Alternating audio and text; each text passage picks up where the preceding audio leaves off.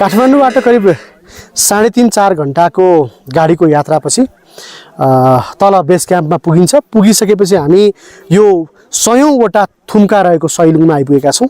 यो सैलुङको यात्रा धेरै असहज पनि छैन। सामान्यतया करिब 3200 मिटरको हाराहारी होला सायद। यो यात्रामा हामी आइपुग्दाखेरि हामी हिमालसँग पनि जोडिन्छौँ, विभिन्न थुम्कासँग जोडिन्छौँ। कम्तीमा हामीले हाम्रो मनलाई शान्त बनाउन पाउँछौँ। अरूभन्दा पनि कतै घुम्ने ठाउँ खोजिरहेका छौँ भने घुम्ने ठाउँको विकल्पको रूपमा चाहिँ सैलुङ रहन सक्छ। किनभने यसलाई धेरै दिन छुट्याउनु पर्दैन। सकेसम्म बिहान अघिल्लो दिन राति आएर यहाँ बसेर तल होटलमा बसेर करिब 1.5 घण्टा जतिको यात्रा उक्लेर यहाँ माथि आउनु पनि सकिन्छ। आउँदा आउँदै थुम्काहरू पनि छन्, थुम्काहरू भिजिट गर्दै आउनु पनि सकिन्छ। यो हिसाबले यहाँ आउँदाखेरि हामीले घुम्ने ठाउँको खोजी गर्दाखेरि सबैभन्दा उत्कृष्ट गन्तव्यको रूपमा यो सैलुङ हुन सक्छ।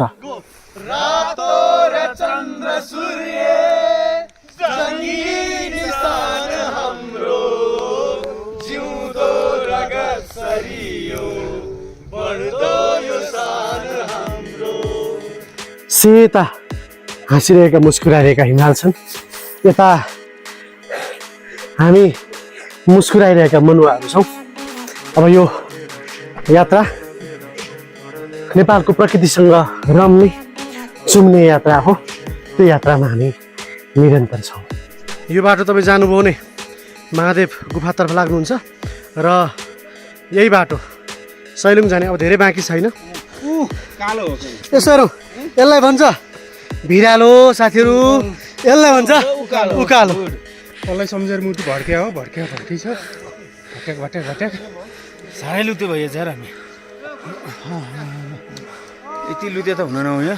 अनि एकदम रमाइलो। बाहिरी मन गाह्रो भयो नि, मन एकदमै खुसी। यसको रालो चाहिँ तल झुन्डेको रहेछ।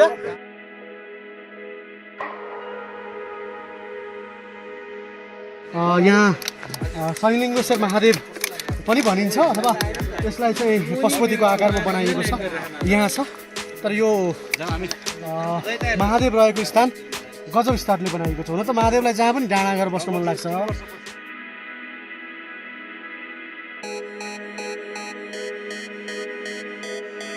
जय शम्भो। पहिले देश अनि विदेश। हामी विदेश पक्कै जानुपर्छ, विश्व हेर्नुपर्छ, तर देश हेर्न नछुटाऊ।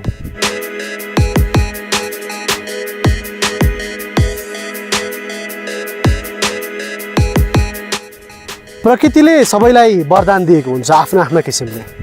नेपाललाई प्रकृतिले दिएको वरदान भनेको यही हिमाल पहाडहरू हो। हामीसँग रहेका विभिन्न जैविक पदार्थहरू हुन्। हाम्रो मौलिक र नैतिक विषयले यति धेरै प्रभाव पार्छ, त्यो प्रभाव देखाउन सकिएको छैन। अब यी हिमाल पहाडले र हामीसँग भएको मनले, हामीसँग भएको व्यवहारले विश्वलाई तान्नु पर्नेछ। त्यो डाँडा देख्न सक्नुहुन्छ। मान्छे चाहिँ अहिले कमिला जत्रो छन्। यतैतिर हामीलाई भेट्न आउँदैछन्, बिचमा भेटिन्छौँ।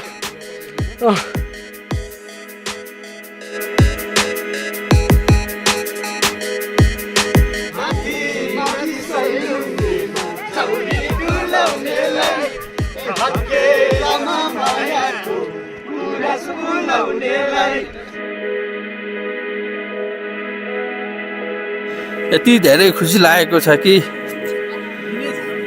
यहाँको सुन्दरता वर्णन गर्ने कुनै शब्द नै छैन।